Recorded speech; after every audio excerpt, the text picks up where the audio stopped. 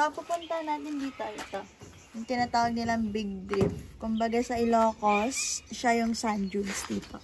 Ang habol sana namin ay yung sunrise. Kaso late kami kasi may walking trail pa pala na 40 minutes. So, di rin namin maabutan. Baka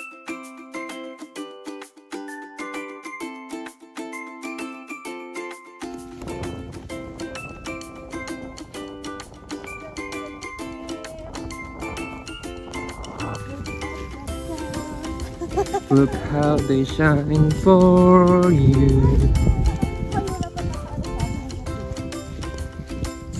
Tingnan niyo yung mga baka, oh, iba-ibang colors. Ang laki daw ng dede. Pag gagatasan mo yan, gagamitin mo talaga yung kamay mo. Oh, nasa tenga yung tag nila. May mga kulay sila dito sa tenga. May number din sa puwet. Ang laki, oh. Look.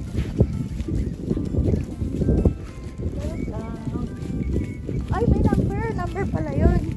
Siya yung number 1. Baka by age. So, ayun guys. Ito yung trail papunta dyan sa Big Drift. So, medyo ano lang siya. Descend, ascend, descend, ascend. Talagang mararamdaman mong bundok na yung dinadaanan mo. Kahit may stockyards dun. Siguro hindi mo siya bundok. Baka hill lang. Kasi mababa lang. So, ayan. Kung makikita nyo, dahil sand dunes yung pupuntahan natin, sa trail pa lang, talagang sandy na siya.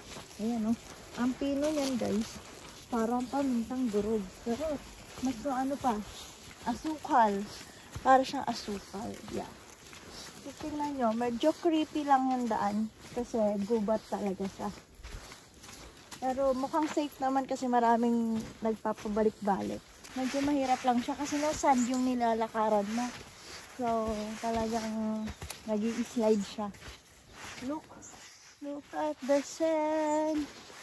Look how they shine. Ang lamig ng sand. Kaya yung kailangan na natin maghubad ng sandals. Grabe, ang taas pa. Taas pa. Ang taas pa. Ayun.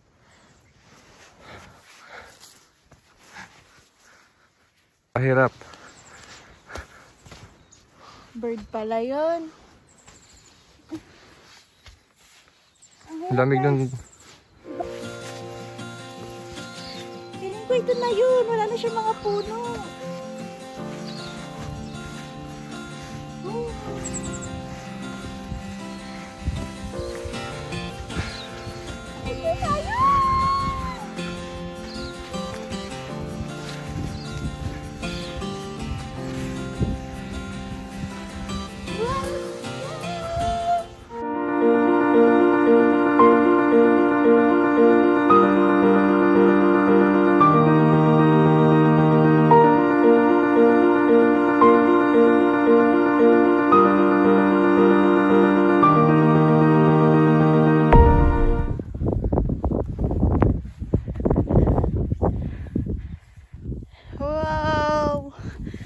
What a beaut!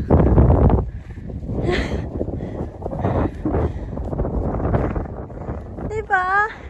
Biruin nyo yun? Akala ko sa dagat lang may mga ganito kapinong buhangin. Look! Meron palang bundok ng buhangin, guys.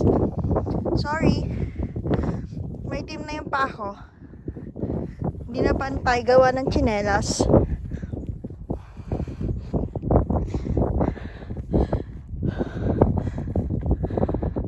What a beaut! Oh my God, what a scenery! Tara, let's enjoy the beauty of the Big Drift!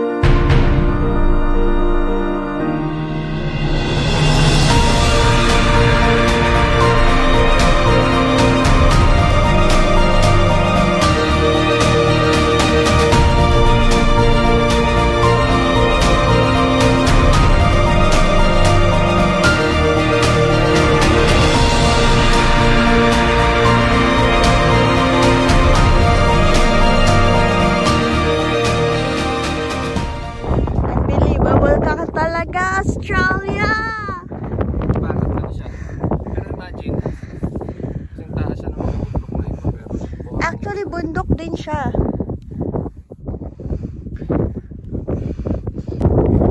Nakarating kami ng big trip ng habang tulog ka, walang breakfast, walang toothbrush. Well, dito talaga. Mahabol sa sunrise kaso cloudy. It's cloudy, guys. So there is a sunrise.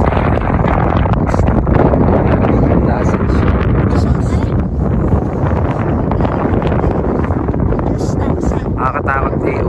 Pag dyan ka tumaan, pangin. Parang may naglakad nga eh. Ayun o. Ayun o. May footpath. Piling ko may naglakad.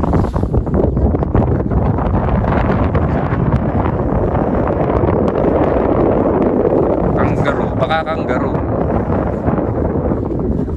It's so cold already.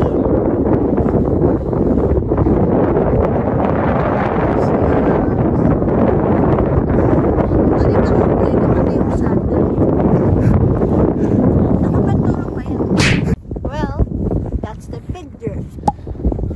Big drift. It's a big drift. Madali lang sana itong puntahan. Oo, layo lang talaga. So ganda. This is more than 3 hours drive from Melbourne. So, almost 5 hours mula Leopold. Yep. No? And then yung trekking niya, 2 kilometers, aabutin ka ng 40 to 50 minutes. So, depende yun sa lakad mo. Yeah. Then, yung dadaanan mo, panay sand. Kaya medyo mahirap umahon. Kaya kailangan mo talaga ng lakas. So, kaya gagaya sa amin na wala kami breakfast at all bago makyat dito. As in pagkagising, biyahe. Nagbiyahe kami ng almost 1 hour para marating to. Galing na sa campsite namin. And then, naglakad kami ng almost 1 hour din para maakyat tong big drift. Yeah. Hinabol namin yung sunrise pero wala naman. Yeah. Kasi nga cloudy. Diba? Talaga yung paa namin. Kasi nga, naka-slope. Buti nga, walang masyadong dito, melting size. Yeah. Ganda niya, diba? So that's it. That's the big drift. That's the big drift.